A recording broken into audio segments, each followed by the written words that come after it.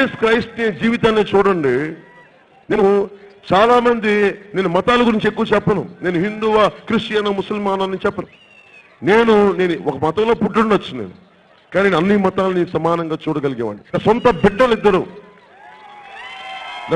బిడ్డలిద్దరు Russian orthodoxy చర్చికి తీసుకెళ్లి వారికి నామకరణం చేసి వారిని చేస్తే నేను ఎందుకు ఒప్పుకోగలిగానంటే అది నాకు భారతదేశం నేర్పించిన సంస్కారం. అది దేవుడు యెహోవా కానీ అల్లా అని చెప్పు, ఈశ్వర్ అని చెప్పు, అల్లా అని చెప్పు, యెహోవా అని చెప్పు, మొత్తం నువ్వే కదా సర్వంతర్యామివి. అది భారతదేశం తాలూకు గొప్పతనం. నిజానికి భారతీయ జనతా పార్టీ నాయకులే హిందువులు మాట్లాడుతూ ఉంటారు. మరి అలాంటి వాళ్ళు జగన్మోహన్ రెడ్డి గారిని ఎందుకండి సపోర్ట్ చేస్తారు? ఏడుకొండల వెంకటేశ్వరుడికి చెప్పులేసుకుని వెళ్ళాడు జగన్మోహన్ రెడ్డి. మరి మీకు అర్థమవుతుందా భారతీయ జనతా పార్టీ ఎంత హిపోక్రసీ పార్టీయో? వాళ్ళు ధర్మం లేదు, పాడు లేదు, వాళ్ళు చేయాల్సిందల్లా ఏంటంటే అధికారం కావాలి ఎట్టి పరిస్థితులైనా సరే. పవన్ కళ్యాణ్ ఏం ఆశించకుండా మీకు వచ్చాడే, అలాంటి పవన్ కళ్యాణ్ కూర్చోబెట్టి ఏమంటారు, నువ్వు వచ్చి మాతో కలిసిపో అంటారు. అరే మీతో భారతీయ జనతా పార్టీ కలవడానికి నాకు వ్యక్తిత్వం లేదనుకున్నా మీరు? అరే చచ్చిపోతాం, అంతేగాని కూర్చోబెట్టి అడ్డగోలుగా మేము అలా పార్టీలు కలిపేయం. మేము ఏం దిగొచ్చామనుకుంటున్నారా మీరు? ఒక్కొక్కళ్ళు ఈ దేశంలో ధర్మం ఒకటే అనిపిస్తుంది. నేను నరేంద్ర మోదీ గారంటే గౌరవం ఉంటుంది, నాకు భయాలు ఉండవు. నేను ప్రధానమంత్రి అయితే ఎందుకు భయపడతాను నేను? ఇది ఎందుకంటే భీమవరాన్ని రెండవ బర్డోలి. అసలు బర్డోలి అనేది మీకు చాలా మందికి తెలిసి ఉండొచ్చు, కొద్దిమందికి కొత్త తరం తెలిసి ఉండకపోవచ్చు. బర్డోలి అనేది 1928లో అప్పటి బాంబే బ్రిటిష్ పాలన ఉండేవాళ్ళు.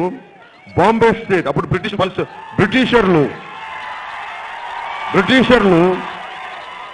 బర్డోలీలో రైతులకి విపరీతమైన కరువు కాటకాలు వచ్చి అసలు తినడానికి తిండి గింజలేని సమయంలో 30% ట్యాక్స్ ఇవ్వాలని చెప్పారు.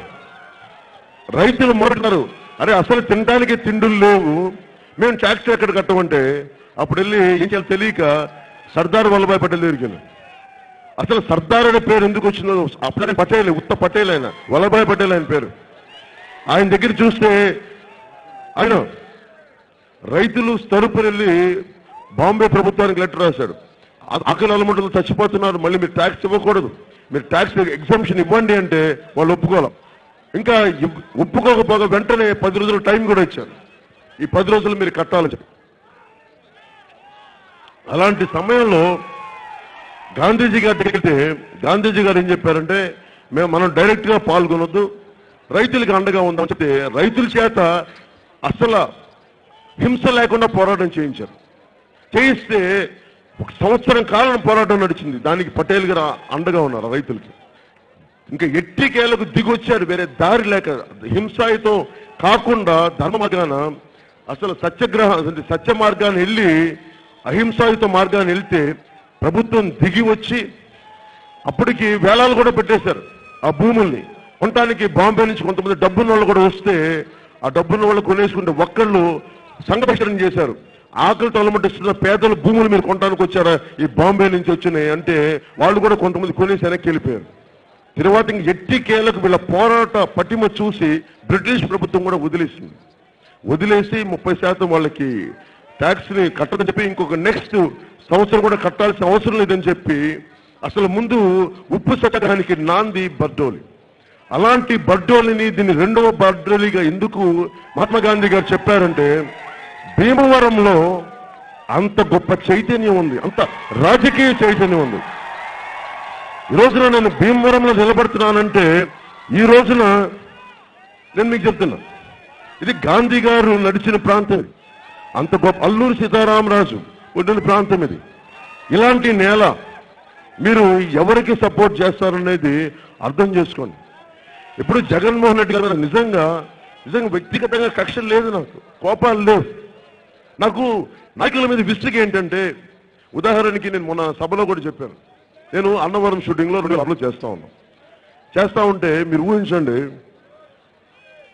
ఇక్కడ సపోజ్ ఫర్ ఎగ్జాంపుల్ ఇదేంటి ఆ సిరి డైమండ్స్ ఏదో ఉంది అక్కడ, సిరి డైమండ్స్ అనేది, లేదంటే ఇక్కడ ఏదైనా ఎవరో ఒక మన సీతయ్య ఫ్యామిలీ రెస్టారెంట్ అని ఒకటి ఉంది.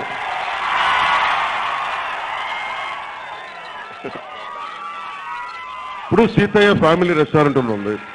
నేను ఆ ఓనర్ ఇంటికి వెళ్ళి నేరుగా తలుపులు తెరిచేసుకొని, ఎవరండి అంటే, నా పేరు పవన్ కళ్యాణ్ అండి, నాకు మీ సీతయ్య ఫ్యామిలీ రెస్టారెంట్ నాకు సగం షేర్ కావాలి.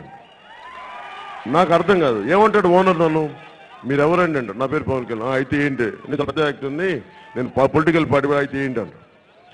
అంటే నాకు అర్థమైంది ఏంటంటే, మనకు అర్థం చేసుకోవాల్సింది, నీ పెద్దరికం, నీ పాపులారిటీ మడిచి ఇంట్లో పెట్టుకోండి, బయటికి సాగండి.